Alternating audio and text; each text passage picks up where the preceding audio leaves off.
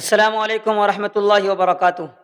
عزیز ساتھیوں، آج کی ویڈیو کے اندر میں بتانے والا ہوں اور دکھانے والا ہوں کہ اس مدرسے میں کیا کیا پڑھائی ہوتی ہے اور میں کیا پڑھاتا ہوں۔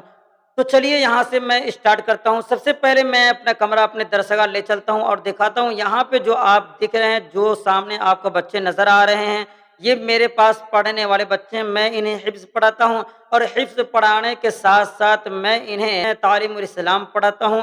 تعلیم الاسلام کے اندر جو بھی مسائل ہے، جس بھی رول کے اعتبار سے اس کے اندر ذکر کیا گیا ہے، میں ان تمام رول اور طریقے بھی بچوں کو بتاتا ہوں تاکہ وہ اپنے مسائل خود نکال سکیں۔ جو کتاب میں پڑھیں صرف اتنے ہی محدود نہ رہے، بلکہ ان اصول کے اوپر، ان ضوابط کے اوپر جو بھی مسائل پیش آئے وہ آسانی سے نکال سکے اور عوام الناس کو بھی بتا سکے۔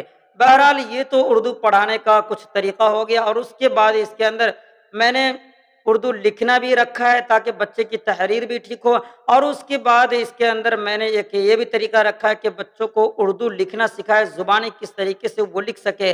تو یہ بھی کام ہوتا ہے، اور بچوں کو لکھانے کے بعد ان کو ساتھ ساتھ نمبر بھی دیا جاتا ہے تاکہ ان کی حوصلہ افزائی ہوتی رہے اور وہ سمجھتا رہے کہ میں ابھی کس اعتبار سے لکھ رہا ہوں، کتنی غلطیاں کر رہا ہوں۔ بہرحال یہ کچھ پروسیس رہتا ہے، یہ کچھ طریقہ رہتا ہے اس کے اندر۔ اس کے بعد یہاں پہ ظہر کے بعد انگلش پڑھائی بھی ہوتی ہے، جو آپ کو ابھی سامنے دکھ رہا ہے۔ ایک ماسٹر صاحب آتے ہیں اور میرے پاس پڑھنے والے تقریباً 20 بچوں کو یہ 1 گھنٹہ انگلش پڑھاتے ہیں۔ انگلش کے اندر جو میتھ ہے اور بھی جو کچھ بھی ہے وہ تمام ان بچوں کو پڑھایا جاتا ہے تاکہ یہ دنیاوی اعتبار سے بھی ٹھیک ٹھاک رہے، اور ان کے سامنے اگر انگلش میں، انگریزی میں کوئی بات کرے، کوئی کچھ پوچھے، کوئی کچھ بولے تو یہ آسانی سے اس کا جواب بھی دے سکے۔ اس کے بعد عشاء سے کچھ دیر پہلے جب عشاء کی اذان ہوتی ہے تو اذان کے بعد تقریباً آدھا گھنٹہ کے لیے بچوں کو بیٹھایا جاتا ہے اور ان کے سامنے قرآن کی تفسیر کی جاتی ہے۔ قرآن کے اندر جو کچھ بھی بتایا گیا یہ تمام بچوں کو بتایا جاتا ہے اور بچوں سے پوچھا جاتا ہے، ان کے دماغ میں مستحضر رکھنے کے لیے، ان کے دماغ میں محفوظ رکھنے کے لیے ان سے بار بار سوال بھی کیا جاتا ہے تاکہ یہ تمام تفسیر کے اندر جو پڑھی ہوئی باتیں ہیں وہ انہیں یاد رہ پائے اور بہت سارے مسائل سے واقفیت حاصل کر سکے۔ اس کے بعد عشاء کی نماز ہوتی ہے، اور پھر عشاء کے بعد کھانا کھانے کے بعد بچے پھر بیٹھتے ہیں آدھا گھنٹہ کے لیے، اور پھر اس کے اندر بچوں کو اچھے طریقے سے مسائل سے واقفیت کی جاتی ہے اور کچھ دعائیں سکھائی جاتی ہے، نماز پڑھنے کا طریقہ، پڑھانے کا طریقہ، اور نماز کے اندر کیا خرابی آ جائے تو کس طریقے سے نماز کو درست کیا جائے۔ تو یہ سب کچھ عشاء کے بعد بھی ہوتا ہے تاکہ بچے اچھے طریقے سے علم حاصل کر سکے اور دینی اور دنیوی دونوں فوائد یہاں سے لے کر جائے۔ اس کے بعد بغل میں جو ایک یہ درسگاہ ہے، اس کے اندر میرے بڑے بھائی یہ مولانا سراج الدین صاحب قاسمی، یہ تقریباً یہاں پہ 4 سال پہلے ہی آئے ہیں، جو مکتب کے بچوں کو پڑھاتے ہیں، جو گاؤں گھر کے بچوں کو پڑھاتے ہیں۔ یہ تمام بچے جو ان کے پاس پڑھ رہے ہیں یہ صرف یہاں پہ 2 گھنٹے پڑھتے ہیں اور پھر یہاں پہ پڑھنے کے بعد اپنے گھر چلے جاتے ہیں۔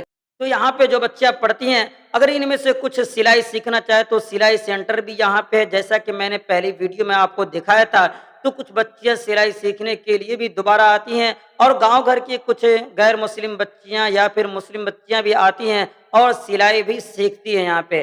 اس کے بعد ظہر کے بعد کا جو وقت ہے اس کے اندر 1 گھنٹہ ماسٹر صاحب ادھر پڑھانے کے بعد ادھر آتے ہیں اور ان بچوں کو بھی 1 گھنٹہ دیتے ہیں۔ یہ تمام پڑھائی انہیں بھی پڑھائی جاتی ہے۔ تو اس طریقے سے اس مدرسے کے اندر ابھی پڑھائی کا کچھ سسٹم رکھا گیا ہے۔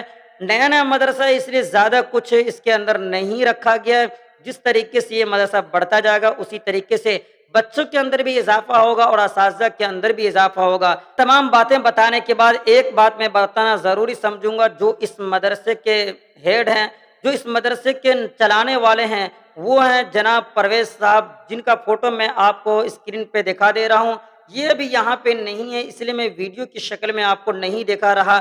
بہرحال یہی ہے جو پورے مدرسے کے انتظامات کو سنبھالتے ہیں اور یہی اکیلے پورے مدرسے کا خرچ برداشت کرتے ہیں۔ تو یہ تھی مدرسے کے متعلق کچھ ضروری باتیں، اور کس طریقے سے پڑھائی ہوتی ہے، کیا کیا پڑھائی ہوتی ہے وہ میں نے آپ کو بتایا۔ تو اسی طریقے سے ویڈیو دھیرے دھیرے آتی رہے گی، چھوٹی چھوٹی ویڈیو کے ذریعے سے میں آپ کو تمام انفارمیشن دیتا رہوں گا۔ تو اس ویڈیو کو اگر آپ نے لائک نہیں کیا تو لائک کر دیجیے گا، چینل کو اب تک سبسکرائب نہیں کیا تو کر لیجیے گا، اور اگر آپ نے بیل آئیکن پہ کلک نہیں کیا تو کر کے آل کو سلیکٹ کر لیجیے گا تاکہ اس طریقے سے جو بھی ویڈیو اپلوڈ کی جائے وہ آپ کے پاس فوراً ہی پہنچ جائے۔ تو اگلی ویڈیو میں انشاءاللہ پھر ملاقات ہوگی، جب تک کے لیے دعا کی درخواست۔ السلام علیکم ورحمۃ اللہ وبرکاتہ۔